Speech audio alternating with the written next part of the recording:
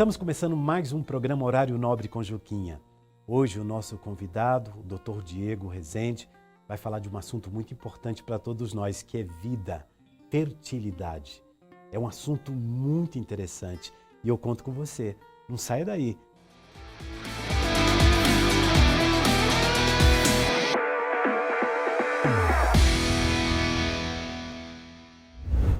Já estamos aqui com o Dr. Diego. Dr. Diego, que satisfação recebê-lo aqui, viu? Juquinha, eu agradeço o convite, né, a oportunidade para esse nosso bate-papo. Fiquei muito feliz mesmo com o convite. Estamos honrados. Nós vamos falar de um assunto tão importante, que é vida. Para chegar onde você chegou hoje, fazendo palestras, levando informação importante para as pessoas, existe ali uma história do Dr. Diego, né? Então eu quero saber aonde o Dr. Diego nasceu, como é que foi essa história de hoje um médico bem-sucedido, faz um trabalho maravilhoso. Como é que Juquinha, é isso? então, na realidade eu sou goiano, né, nascido e criado aqui na capital. Tenho hoje 34 anos e toda a minha trajetória, né, exceto a faculdade, que foi feita em Brasília, mas foi toda desenhada aqui em Goiânia. Eu não vim de uma família tradicionalmente médica, né? Isso é uma coisa que chama um pouco a atenção, porque principalmente em Goiás tem muito aquela coisa familiar, né? Ali dos pais, dos avós médicos. Então, a minha família não é uma família tradicionalmente médica. Vim de uma família ali classe média, média baixa. Então, meus pais, com muito suor, conseguiram dar um estudo digno para nós, né? Para mim e para o meu irmão. Minha mãe sempre trabalhou bastante e meu pai também, funcionário público, né? E vivíamos ali, né, uma vida tranquila, simples, sem, né, grandes luxos e devaneios, mas uma vida, assim, prazerosa e principalmente pautada muito ali naquele amor, né, e no cuidado com a família. E aí, assim, minha mãe trabalhava, a profissão básica dela, né? Depois ela acabou, já mais velha, fazendo serviço social, mas ela era técnica de enfermagem. E então ela, desde a adolescência, veio do interior, muito jovem, para, né, trabalhar em Goiânia, na capital. E ela sempre trabalhando nesse ambiente hospitalar. E quando ela me teve, inclusive com uma mudança de emprego, ela estava gestante de mim. E ela teve que mentir na época, né? Eles jamais contratariam alguém grávida. E aí eu brinco que eu nasci de 7 meses, porque de fato ela fez esse jogo aí para coincidir, né, com a posse dela. E nesse trabalho ela tinha contato com outros profissionais da saúde, né, incluindo aí os médicos. E uma coisa que a gente sempre gostava, isso já tinha ali uns 7, 8 anos, era de ficar no consultório desses médicos organizando o armário de medicamentos. Então ela me levava e a minha missão era organizar esses medicamentos. Então, até hoje a gente faz isso em consultório, normalmente a gente coloca por ordem alfabética. E aí ela fala, meu filho, fica aqui, vamos organizar esse armário. E aí um monte de caixa, e aí eu achava o máximo aquilo, sentava na cadeira, né, giratória, na poltrona lá do doutor, e para mim isso era encantador. Então, assim, foi uma coisa que eu fui cultivando de uma maneira muito sutil, né, muito lúdica até mesmo, assim.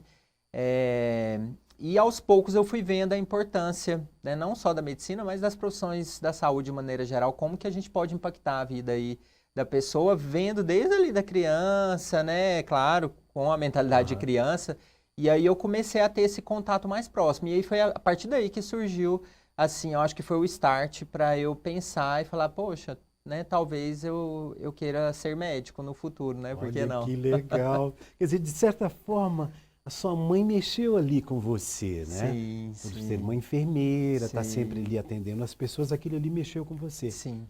Mas eu fiquei sabendo que você passou pelo teatro ali, mas foi para uma busca para melhorar o seu A jeito minha de você, timidez, a sim, sua timidez. Sim. Ainda sou um pouco tímido, então acaba que eu desenvolvi técnicas, né, para lidar com isso, mas isso já, né, ali no início da adolescência, eu estudei numa escola militar, lá eles ofereciam aulas de teatro, né, com os mestres, o Almir Amorim e a Luzia Melo, a época Luzia Divina, né, foram meus professores por muitos anos, e eles eram professores dessa escola.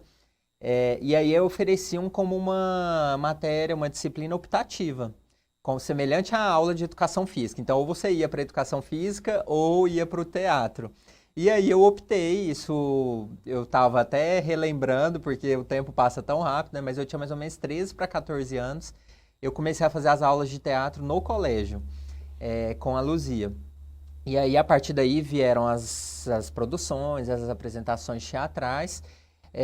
Eles acabaram sendo desligados da escola por mudança, teve mudança de direção e tudo. E aí, eles propuseram para os alunos que faziam teatro que continuassem, aqueles que tivessem interesse, na Casa do Teatro, né? Que é justamente o local que até hoje, né, eles formam profissionais aí da arte, do teatro. Isso foi tudo de bom para você, né, cara? E aí, assim, uniu. Inicialmente eu fui por uma questão de timidez, né? Eu sempre fui muito tímido, um temperamento ali que tem como característica ali a timidez.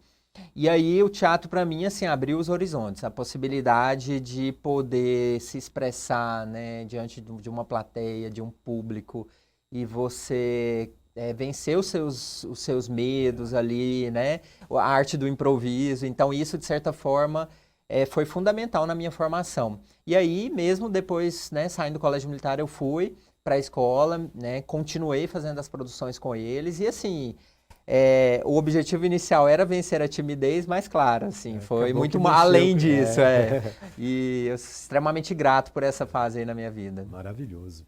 E hoje o Dr. Diego é muito respeitado nessa área da fertilidade, né? Eu quero saber como chegou aí nesse processo, né? A sua formação, esse trabalho que você faz, a importância dele, como é que as pessoas recebem, né, as famílias, como é que está o andamento disso hoje? Sim. Então, a reprodução humana é uma sub-área da ginecologia e obstetrícia. Então, após o término da medicina, eu acabei optando por fazer uma especialização em ginecologia e obstetrícia. Então, eu me formei em Brasília, fiz a minha especialização aqui em Goiás, no Hospital das Clínicas. E terminando os 3 anos de especialização, eu optei por um fellow em reprodução humana. Então, foi mais um ano de especialização focada no atendimento de casais inférteis. Ou casais, ou paciente individual, não necessariamente com um parceiro, que deseja aí avaliar a fertilidade, ou que tem um histórico, né, que possa nos levar a pensar que essa paciente tem algum fator que possa estar impedindo uma gestação de sucesso, por exemplo, paciente com abortamento de repetição. Então, é um campo da ginecologia muito amplo. E na época da residência, a gente tinha um contato muito breve, né, nesses 3 anos básicos com a reprodução, mas mesmo sendo um contato muito breve, eu me apaixonei pela área. Porque você consegue, diferente daquela medicina raiz, né, aquela coisa que você só trata ali a doença, de lidar com a morte, né, e tudo, a reprodução humana, junto com a obstetrícia, ela traz a vida, né? Então, ela traz justamente ali a possibilidade dos casais realizarem um sonho da maternidade ou da paternidade, seja de forma solo ou como casal. E isso, de certa forma, interfere, né, na qualidade de vida, na saúde física e mental dessas pessoas, né? Infelizmente, a gente tem uma briga, uma luta muito grande, porque a infertilidade ainda não é considerado, do ponto de vista de políticas públicas, como uma doença, porque falta muito incentivo e estímulo, mas é uma doença que traz impactos sérios. Então, a oportunidade de atuar junto a esses casais, proporcionando a eles o tão sonhado positivo, né? Isso para mim foi o que mais me atraiu na área. E hoje, assim, né, estou longe de ser referência na área, mas, assim, gosto muito do que faço, trabalho incansavelmente atendendo esses casais tentantes, porque é uma missão que nos suga, né? É pesada, mas que é muito gratificante, né? Eu imagino quantas histórias você tem. Sim. De momentos de pessoas que chegam ali. Sim. Né? Já vou entrar aqui. Sim. Uma história de um casal, e às vezes, claro, você não vai citar nome e tal, mas que te impactou. Olha, coincidentemente, né, não acredito muito em coincidências, mas hoje um casal que estava aguardando o teste de gravidez me mandaram, 7 e pouquinho da manhã, eles me mandaram, né, uma mensagem. Doutor, o que significa esse resultado? E era um positivo, um teste de gravidez positivo. E era um casal com a história, assim, fenomenal, porque é uma paciente, um casal jovem, né, teoricamente saudável, então aparentemente sem nenhum problema de saúde, mas essa paciente havia passado por 3 abortamentos espontâneos, de causa até então desconhecida. Então, ela passou por 3 percas gestacionais, ali menos de 2, 3 meses de gestação. E na última gestação que ela conseguiu levar mais adiante, no 6º mês, o bebê foi a óbito, intraútero, né? Então, quando ela chegou para mim, ela já chegou com esse histórico. Obviamente, a gente deve fazer uma investigação muito específica para esses casos, porque não é esperado que um casal passe por isso, né, por esse processo, foge do que é o natural, o óbvio.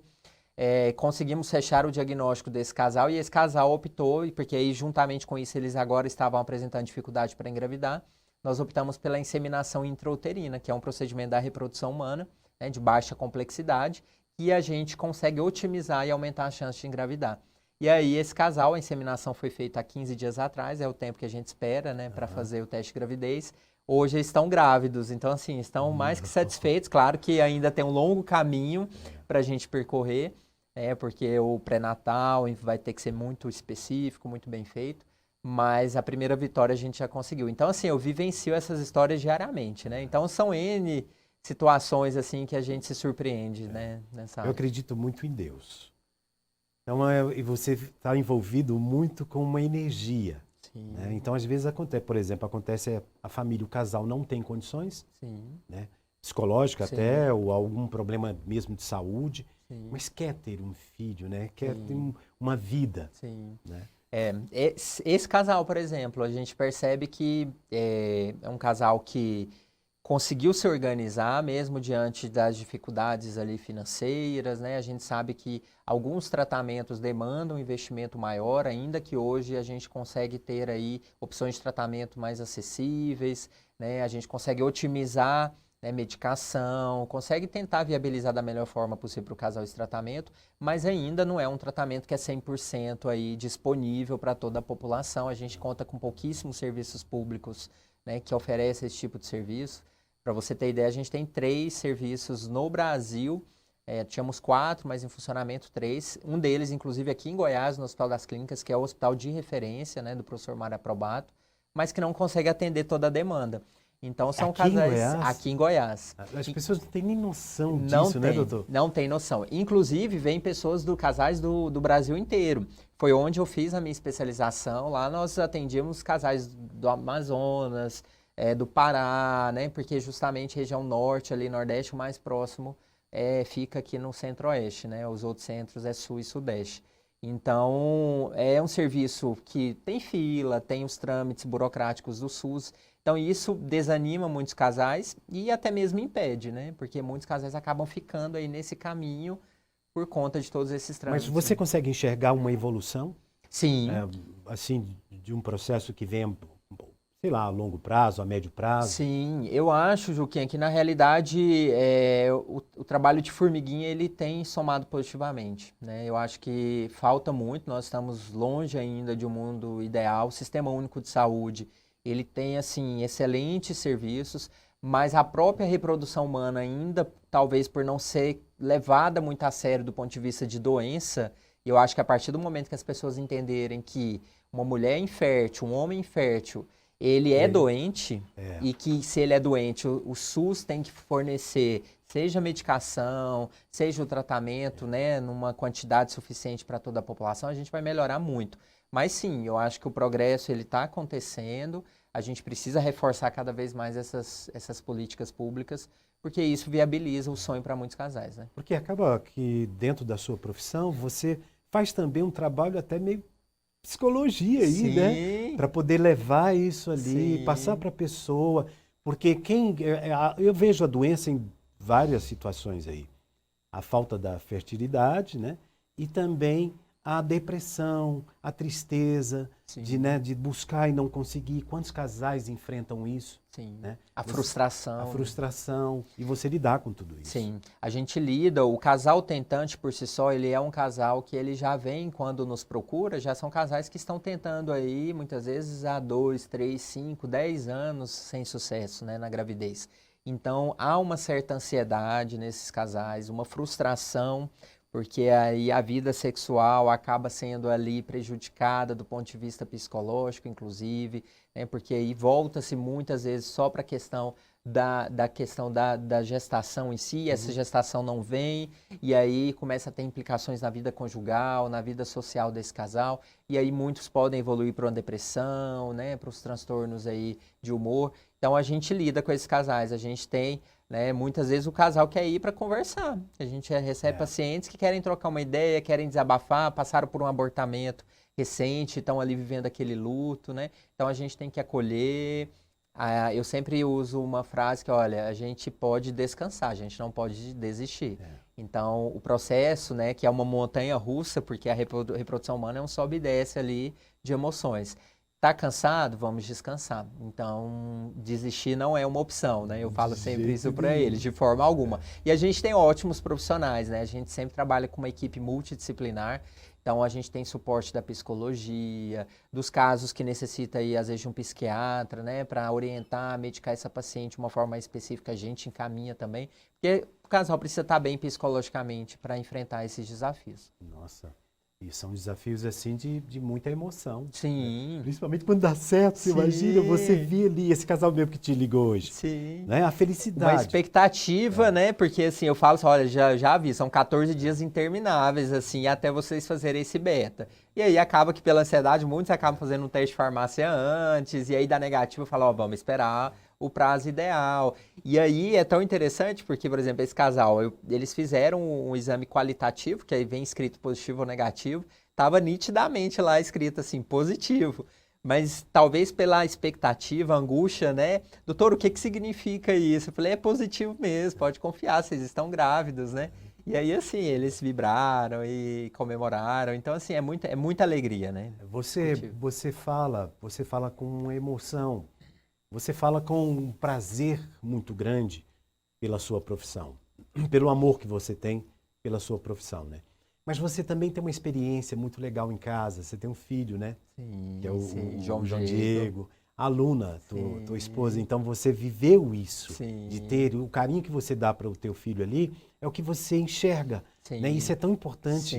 É por isso que você lhe dá daquele jeito, né? De brincar, de estar junto, parceiro, amigo, né? É o sentir na pele, né, Juquinha? A gente coloca que quando você sente, você se coloca um pouco no lugar ali daquele paciente, porque mesmo que eu não tivesse filho, eu buscaria, a partir justamente da empatia com esse casal, ser solidário, né, ao sofrimento alheio, à dor alheia, que é um princípio básico aí da medicina, inclusive no nosso juramento de Hipócrates a gente coloca sempre isso. Mas ter um filho em casa e ver, né, como que a paternidade nos preenche, ver minha esposa vivendo a maternidade, isso é um estímulo. Com certeza é um estímulo muito positivo, porque eu falo, olha, vale a pena, né? Vale a pena mesmo. Então vale a pena todo esse esforço. E ter uma parceira bacana, né? A Luna são bolsas, né? Ela faz um trabalho muito interessante com bolsas, né? Tocando no assunto da tua esposa aí. Isso, ela tá no ramo empresarial, né? A formação dela é em jornalismo e aí ela acabou enveredando aí para o ramo de... Ela sempre gostou muito da parte de marketing dentro do jornalismo, né? Com especialização na área e tudo. Então, assim, ela é uma exímia vendedora, sabe? Assim, eu falo, e aí ela une o útil ao agradável, né? Uma excelente vendedora e ela sempre amou muito bolsas, como um item para montar, né? O visual, o look. E aí, hoje ela tem uma loja de multimarcas, né? Então, ela trabalha com bolsas. Como é que é o nome da loja? Chama Ludier Showroom. Bacana. É uma loja virtual, ela trabalha com marcas aí que são referências nacionais, nacional, no ramo de bolsas, de couro e tudo. E graças a Deus está caminhando super bem. Sucesso para ela. Né? Obrigado. A gente está terminando esse bloco, mas eu tenho uma curiosidade. Houve a gente está vivendo um momento muito interessante. Os casais homoafetivos, né? Sim. Essa relação, as dificuldades para eles também, para essas pessoas, para esses casais, de ter um filho, de buscar. Eu quero saber do senhor no próximo bloco sobre isso. Pode ser? Claro, com certeza. Então já a gente volta. Não sai daí.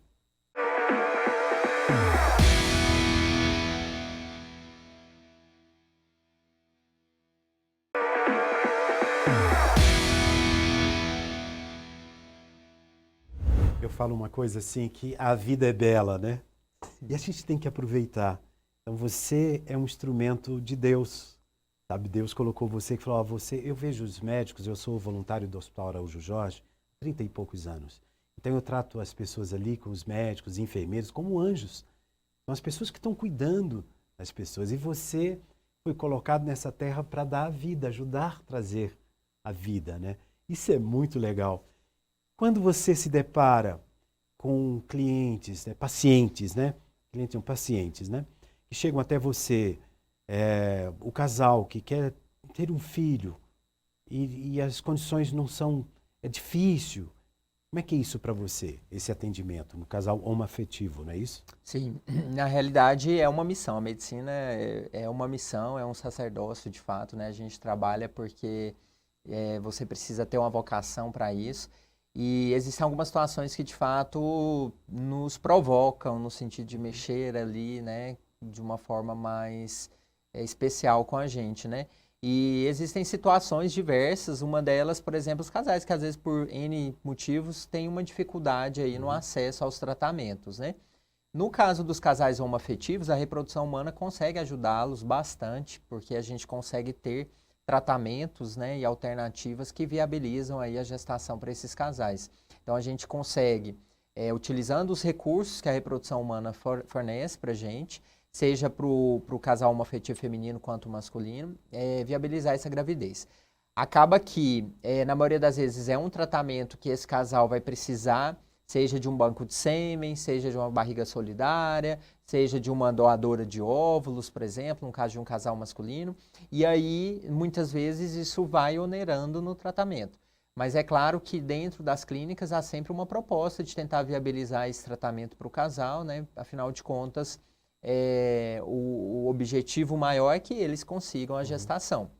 É claro, Juquinha, que a reprodução humana ela demanda um investimento tecnológico muito alto. Né? Então, insumos, na maioria das vezes, são importados, né? Toda a parte de microscopia, de laboratórios são importados.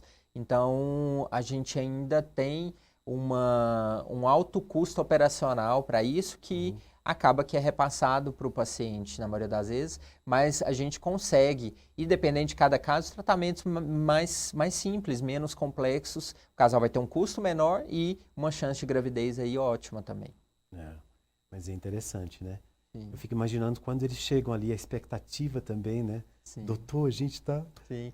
O primeiro passo, quando um casal nos procura, a gente sempre precisa fazer uma entrevista, que a gente chama de anamnese, muito bem feita, né, com esse casal, porque a gente precisa triar, investigar esse casal para saber de fato onde está a dificuldade, né, se o casal tem algum problema de saúde, seja associado à infertilidade ou não, e a partir disso a gente definir um plano de tratamento para aquele casal. Então, muitas vezes eles chegam de fato ansiosos, seja o casal, né, homoafetivo ou heterossexual, e eles estão ali angustiados e querem já partir para um tratamento. Nosso primeiro passo é calma, vamos conversar, vamos entender o que vocês esperam, né, do tratamento, quais são os projetos de vocês em relação à paternidade e à maternidade, e a partir daí a gente desenhar. Porque existem N tratamentos, tem tratamentos que são indicados para situações específicas, tratamentos para outras situações, então a gente precisa sempre, né, acolher esse casal, tranquilizá-los, mas a gente precisa cumprir ali o protocolo de todas as etapas, né?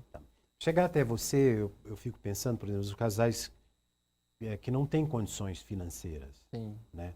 É o sonho que eles têm. É difícil isso? Já chegou até você? E como que você conduz isso? Ou existe uma possibilidade futura aí de um atendimento para essas pessoas que necessitam, que precisam desse atendimento? Como você falou, é tratado como doença também. Sim, sim. Né? E ainda não é, né? Ainda não é. Mas teria que ser, para ter um atendimento melhor. Do ponto de vista de política pública ainda não é, né? Do ponto de vista de doença, a Organização Mundial de Saúde já é. Inclusive nós temos CID, né, para infertilidade. Então, uma vez que você tem um diagnóstico num Código Internacional de Doenças, né, que é o CID, isso entra como uma doença, né? O que falta é justamente esse estímulo público para isso. Na prática, Juquinha, a gente sempre tenta oferecer o melhor tratamento com o menor custo para o paciente. Certo. Mas a gente precisa também ser justo. Eu não posso oferecer, por exemplo, um tratamento que tem um custo inferior, sabendo que esse tratamento não vai trazer gravidez para o casal. Porque mesmo que seja um valor menor, eles vão estar investindo um valor nesse tratamento. Então, Verdade. muitas vezes, quando o casal, suponhamos, hoje a gente tem a IX, que é a injeção intracitoplasmática de espermatozoide, é o tratamento mais avançado que a gente tem dentro da reprodução, que é a injeção direta do espermatozoide dentro do óvulo para formar um embrião. Então, todo esse processo, que é a famosa in vitro, né, o bebê de proveta, ele é feito fora do corpo da mulher. Então, é feito tudo em laboratório, o que a mulher vai fazer é só receber esse embrião já formado. Esse tratamento, do ponto de vista financeiro, ainda é o tratamento mais oneroso dentro da reprodução humana. E existem casais que vão conseguir engravidar somente através desse tratamento. Então, não adianta eu propor um tratamento com valor menor, porque eu vou estar enganando esse casal e eu jamais posso fazer isso. Então, se eu me deparo com uma situação como essa, eu vou explicar que a indicação do tratamento é essa.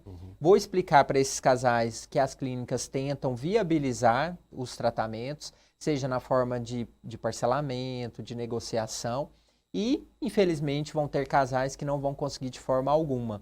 Aí, nesses casos, a gente acaba encaminhando esses casais para os serviços públicos para que eles consigam, né, tentar viabilizar essa gestação. Além do que, existem clínicas, né, aqui em Goiás mesmo, que conseguem gerar, tem programas que reduzem custo de tratamento. Então, conseguem se preencher critérios, né, de renda familiar mensal e tudo. Esse casal pode ter um abatimento desse tratamento. E também outra coisa muito importante que a gente tem dentro da reprodução humana, quando existem critérios, existe uma possibilidade que é a doação de óvulos, que também é algo assim encantador, porque é um ato extremamente altruísta. Pois Né? Assim como doar sangue, a mulher pode doar óvulos se ela tiver critério, idade, né, que seja compatível para isso. E para aquela mulher que quer doar óvulo e quer engravidar, doando o óvulo, ela consegue ter um abatimento aí, muitas vezes, de até 60% do tratamento dela. Então, por exemplo, casais homoafetivos femininos que às vezes têm uma dificuldade, que podem às vezes ter dificuldade no pagamento, uma parceira pode doar os óvulos, ou às vezes até as duas, e aí, se as duas tiverem óvulos suficientes para doar, as duas, juntando, às vezes tem um abatimento quase integral do seu tratamento. Né? Existe a doação voluntária, que é aquela mulher que quer ir lá doar por doar, simplesmente por um ato solidário ali, às pacientes que precisam de óvulos. E existe a paciente que quer doar para reduzir o custo dela. Então, também é uma outra forma muito interessante, totalmente praticável. Todo dia a gente atende paciente com essa opção de tratamento para conseguir viabilizar o tratamento da reprodução. Muito legal. Na minha profissão, eu sou ator, metido apresentador, sou um artista. As pessoas perguntam, mas e aí? Está com algum espetáculo? Quais são os seus projetos? E o que a gente mais tem, artista tem, é projeto, né? A gente tem muitos projetos, sonhos, de vontade de realizar e tal. E você? A pergunta seria essa, encaixaria bem eu perguntar, quais são os seus projetos? Não, Juquinha, eu acho que os projetos são sempre construídos, reconstruídos, reformulados, né? Mas eu acho que se eu pudesse resumir, assim, o meu principal projeto, de fato, é manter, claro, né, a continuidade da minha família, que, assim, é a minha base. Então, eu tenho um suporte muito bom da minha esposa, que me compreende dentro dessa loucura, né? Tenho a minha paternidade, que eu quero cada vez mais trabalhar e torná-la ali fundamental para o crescimento saudável do João Diego. E do ponto de vista profissional, eu acho que o meu principal projeto é cada vez mais poder ajudar esses casais tentantes. Então, eu quero cada vez mais afunilar dentro da reprodução humana. Então, ainda faço alguns atendimentos do ponto de vista de obstetrícia, de ginecologia geral, mas a reprodução humana é e sempre foi a minha principal meta, e cada vez mais eu quero aprofundar única e exclusivamente no atendimento a esses casais. Seja para viabilizar esses tratamentos, seja para desenvolver ferramentas que consigam, né, viabilizar essa oportunidade aí para esses tentantes. Você falou há pouco que Goiás está entre os 3 países que têm atendimentos nessa área mais especializado, né? Sim, é isso, sim. Né? Goiás está entre os 3 estados que oferece serviço público, né, de reprodução humana. Reprodução pelo humana. SUS. Eu quero saber de você, qual lugar, qual país que você gostaria de ir para aonde está muito mais avançado, que você gostaria de Na ali, realidade, sim, a gente tem 2 grandes sociedades que lidam com a reprodução humana, uma que é a sociedade europeia e a outra sociedade americana. Então, a gente tem, assim, excelentes centros de reprodução humana, principalmente na Espanha, pensando em Europa, né? Então, lá tem um grande centro de reprodução humana, que é o IVE, e eles são pioneiros nos tratamentos em reprodução assistida, né? Com tratamentos muito avançados e do ponto de vista tecnológico e de medicamento, né? E de mão de obra. Então, assim, talvez seria a minha principal meta aí dentro de estudos fora, né? Do Brasil, nesse setor. Demais. Doutor Diego, e vamos falar numa palavra preconceito, né? Para esses atendimentos, para tudo isso, esse carinho que você tem, a pessoa já chega intimidada com isso? Por esse preconceito, ela sente isso? Como é que é isso para você, no atendimento? Sim, Ju, que ainda há uma estigmatização, né? Você receber um diagnóstico de infertilidade não é fácil, né? A pessoa entender que ela talvez não vai conseguir gerar de uma forma natural, espontânea, que é o ciclo biológico esperado da vida, isso frustra muitas pessoas. Então, principalmente nos homens, a gente, não somente eu, mas nós que lidamos com isso, a gente ainda enfrenta alguma resistência, né, dos parceiros, dessas pacientes que nos procuram. Graças a Deus isso está melhorando cada vez mais, então a divulgação, esse nosso bate-papo ajuda muito a conscientizar, né, essa população quanto a isso, porque naturalmente, por exemplo, o homem tem dificuldade de procurar os serviços médicos, né? A gente sempre brinca e aprende que o homem está morrendo e mesmo assim ele não procura médico. A mulher todo ano está lá no seu ginecologista, né? Está indo só para a rotina. E na reprodução humana não é diferente. Então tem homens que se negam a fazer um espermograma, que é um exame básico que a gente precisa, né, para investigar a infertilidade. Existem homens totalmente saudáveis e que têm ali alterações severas no sêmen. Então não é porque o homem é jovem, o homem já tem filho, o homem não tem nenhum problema de saúde que ele não pode ter um fator de infertilidade, né? Ainda existe um preconceito que puxa muito a infertilidade para o lado da mulher. Então, um pensamento aí muito machista, infelizmente, de considerar que só a mulher carrega a infertilidade. E eu sempre coloco que a infertilidade é democrática, né? Super interessante. Inclusive, do ponto de vista até percentualmente falando, assim, as causas é 50%. Então, o homem tem metade da culpa e a mulher tem metade da culpa. E acaba que ele fica aqui em cima colocando... Exatamente. E aí eu recebo pacientes que falam assim, não, doutor, meu esposo ele é saudável, ele não tem nada, é jovem, ele falou que nem precisa fazer o exame dele, o problema é comigo mesmo. Então ela já psicologicamente ela já se inferioriza e já traz aquele peso. E aí eu sempre coloco isso, falo, olha, mesmo que talvez no caso de vocês a gente tenha um problema feminino, o problema é do casal. Você não quer ser mãe só, ele não quer ser pai só. O casal que deseja a maternidade e a paternidade. Então, se o problema, nesse caso, está em você, o problema é do casal, porque ele também precisa compartilhar desse diagnóstico com você. Da mesma forma que se fosse um problema masculino. Eu atendo homens azoospermicos, que não produzem nada de espermatozoide. E aí, se a mulher falar isso para o homem, né, isso também vai denotar, de certa forma, uma incompreensão. Então, essa compaixão mesmo de entender, não, calma aí, ele tem isso ou ela tem isso, mas nós somos um casal e o problema é nosso, então nós vamos enfrentar isso juntos, né? Mas existe de fato esse preconceito, cada vez mais a gente tem conseguido trabalhar em cima disso, né? Então, as mídias sociais, com a divulgação aí de informações de uma forma simples para a população, né? A imprensa, né? Os veículos de comunicação de maneira geral, isso facilita, né? Porque é uma área que tem muito tabu, existem ainda muitos mitos em cima disso, né? E a gente tem que ir quebrando com isso aos poucos. Quando vê um senhor, um idoso, aí pai, né? Pô, ele foi pai, mas como pai? Sim. Né? É curiosidade também até que idade uma mulher pode, né, reproduzir, não é isso? Sim. E o homem? Sim. Qual é a diferença entre homem e mulher? Juquinha, se tem um limite para ambos, né? Do ponto de vista biológico, né, a mulher ela tem um limite biológico. O homem e a mulher têm um limite biológico, só que esse limite ele é mais impositivo para a mulher. Justamente pelo seguinte fato, a mulher ela já nasce com o estoque de óvulos dela pronto. Então, na vida lá, intraútero, no útero da mãe dela, a menina já vem perdendo óvulos. E aí, dos 25 anos em diante, essa perda de óvulo ela é cada vez mais gradativa.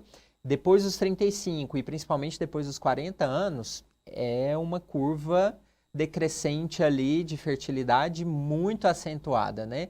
É uma curva muito íngreme ali, a velocidade de crescimento, de queda dessa fertilidade. Então, existe sim um limite biológico. Se a gente for ver do ponto de vista prático, o limite biológico da mulher acaba com a menopausa, que na brasileira ocorre aí entre 48 e 50, 52 anos. Só que, do ponto de vista prático, a gente conseguir uma gravidez natural e saudável, porque a gravidez a gente tem que entender que o resultado final da gravidez é o bebê no colo em casa.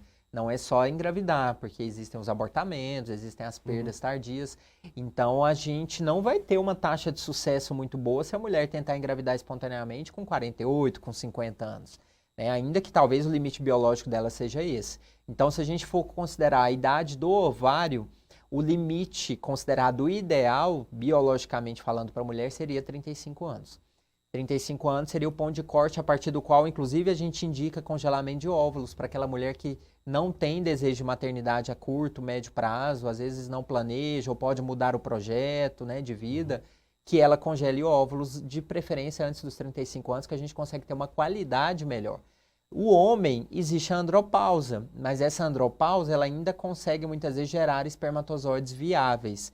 Então, o homem consegue ainda por alguns anos manter a questão da sua chance, né, de engravidar e começa a ter um impacto maior aí a partir dos 55, 60 anos, mas existem relatos de pais, né, aí após os 65, 70 anos, justamente porque a produção de espermatozoide no homem ela acontece aí a cada pulso, a cada ciclo de 2, 3 meses, diferente da mulher. Então, a natureza, do ponto de vista biológico, né, não ajudou muito a população feminina nesse sentido. E a nossa informação, do ponto de vista de divulgação, é justamente para orientar. Porque eu atendo, inclusive, no consultório, pacientes que chegam lá para mim.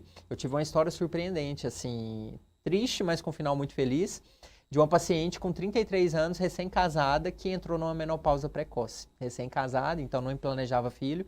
E aí a gente precisa, de fato, trabalhar essa conscientização. Há um limite biológico, sim, para engravidar. Com os tratamentos, a gente consegue postergar isso. Nossa, eu enxergo que a mulher aqui sofre pra caramba, né, cara? É o preconceito, as dificuldades. Eu imagino aí os seus sonhos, né? Sua vontade, ou o desejo, que muita mulher também não quer ter filho. Sim, Né? muitas não querem. Hoje a maternidade não é uma prioridade para muitas mulheres, né? Muitas têm dúvidas, então não sabe se vai querer ou não, se vai Pois se é, nessa dúvida, arrepender ela ou chega ali para não. você, aos seus 25 anos. Sim, Fala, doutor, eu não quero ter filho, sim. mas eu planejo, de repente, lá na frente, quem sabe, como é que ela pode programar isso? Então, eu oriento, olha, se você não pensa em maternidade, ou não ou pensa só que nos próximos 10 anos, às vezes ela está estudando, ela quer viajar ao mundo, quer concluir a carreira profissional dela, e ela fala, olha, eu até quero, mas dos 35, 37 anos em diante, o que eu sugiro? Então, vamos congelar seus óvulos agora com 25. Porque eu tenho uma qualidade e uma quantidade muito maior. Ah, doutor, mas eu queria congelar com 35, quando eu arrepender, por exemplo, ou ainda eu definir que eu não desejo ser mãe aos 35. Ok, só que aí a qualidade e a quantidade vai ser menor. Então, eu sempre oriento assim, para aquela paciente que não deseja naquele momento, mas deseja a curto prazo, ok, vamos acompanhando e vamos avaliando. Tem um desejo só a longo prazo, ou às vezes nem tem, e os projetos podem mudar, né? Às vezes ela não tem desejo hoje, mas daqui 3, 4 anos mudam as coisas, surgiu um interesse ali pela maternidade, ela tem o óvulo congelado lá há 3, 4 anos atrás. Então, ela consegue viabilizar a gestação de uma forma saudável. O que eu estou percebendo aqui que uma hora de programa, né? Pouco demais, né? Tem que ter muita conversa, muito interessante. A gente está chegando ao final, né, da sua participação no programa e quero agradecer pela sua presença. Eu estava muito curioso, né, nessa conversa. Eu enxergo isso realmente um problema que as pessoas enfrentam muito grande. Aí vem o psicológico, né, a depressão, tristeza e a felicidade quando isso é bem sucedido, né? Obrigado pela sua presença e quero pedir a você, você tem essa câmera aqui, para mandar um recado que você acha bacana aí para as pessoas. Juquinha, primeiro eu gostaria de agradecer, né, o convite, a oportunidade de estar falando com você aqui nesse momento. Sei que é assim, é uma referência, né, nacional na comunicação, então eu fico muito orgulhoso de estar aqui, né, batendo esse papo Obrigado. contigo e me coloco sempre à disposição. E deixar uma mensagem aí para os casais tentantes, né, é importante que não desistam dos seus sonhos, né? Então, investiguem em fertilidade, procurem um especialista em reprodução humana, façam os exames e pensem sempre no tratamento aí para infertilidade, porque o resultado final, que é o positivo, que é o bebê no colo, saudável, isso vai valer todo o esforço e toda a dedicação que vocês empreenderem nisso. Nossa, obrigado. Valeu e até a próxima, né? Obrigado, Juquinha. Um abraço a todo mundo lá da família. E já já eu volto. Não sai daí.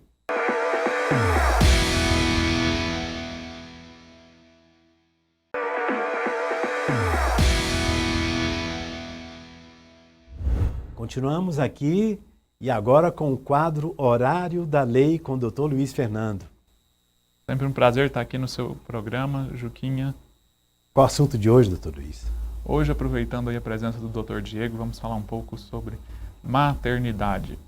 Em especial, vamos iniciar falando sobre a gravidez. Ele citou aí durante a entrevista dele em relação à questão da mãe dele, que teve que esconder a gravidez, porque senão não seria contratada. Isso realmente acontece muito no mercado de trabalho.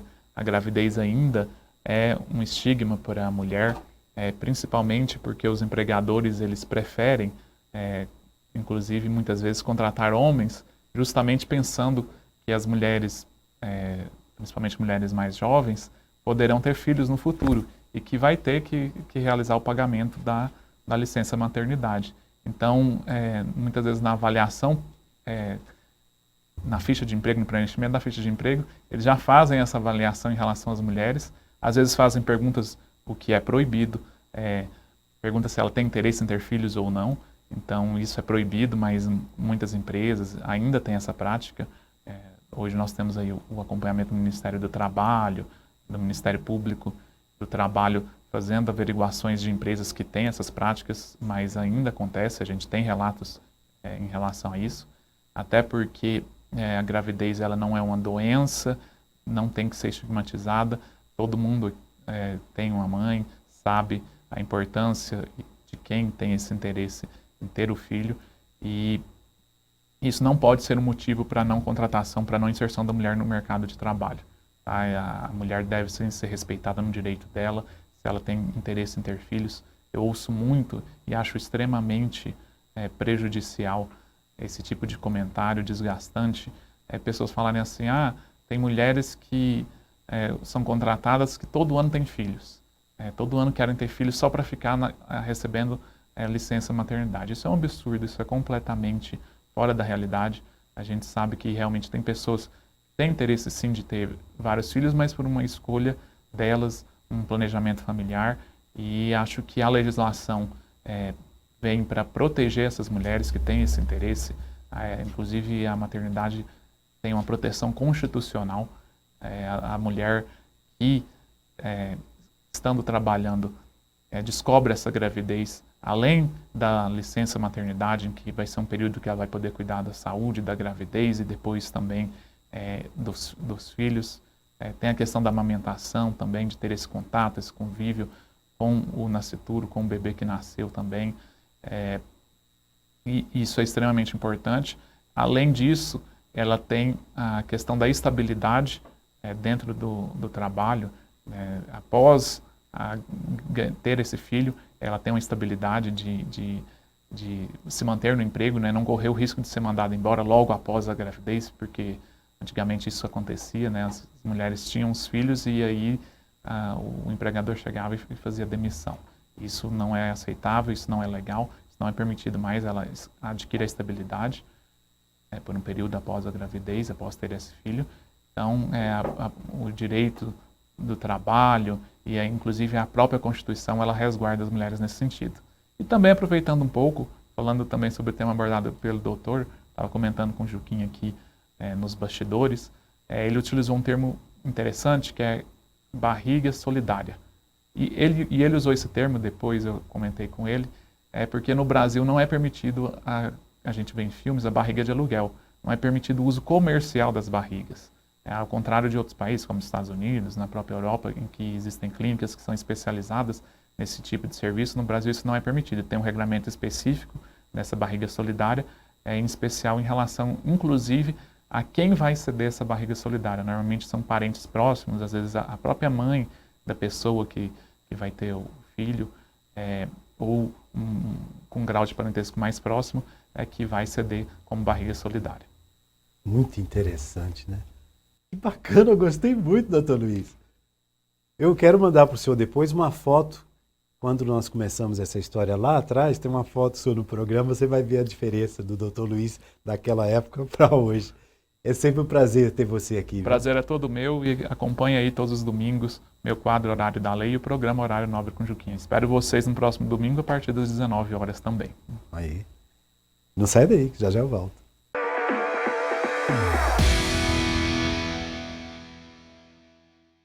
Estamos terminando mais um programa Horário Nobre com Juquinha.